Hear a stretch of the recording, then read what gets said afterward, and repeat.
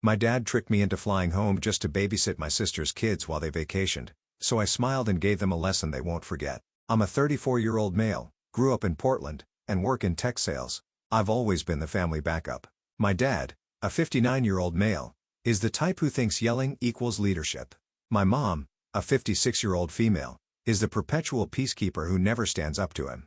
My sister Jenna, a 31-year-old female, was the golden child who somehow never had to grow up.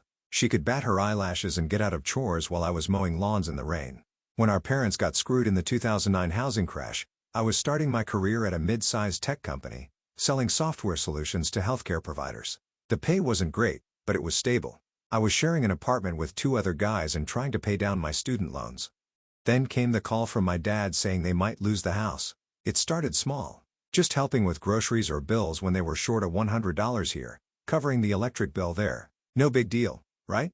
Then it became co-signing for Jenna's car when she got divorced from her loser ex. Family helps family, my parents kept saying. It was temporary just until they got back on their feet. That was 8 years ago. Before I knew it, I was subsidizing their entire lives while busting my ass 60+ hours a week at a job I barely liked. I'm on calls at 6 in the morning with clients in New York, then dealing with West Coast accounts until 7 in the evening. I literally installed a mini fridge next to my desk because I don't have time for a lunch break most days. 5 years in, I was sending them nearly $3,800 a month. Their mortgage, $1,156. Utilities, $420. Jenna's car payment, $375. Her kids' activities, $300. Streaming services, $75. Cell phones, $210. Even freaking DoorDash, $400 because it's hard to get to the store with the kids.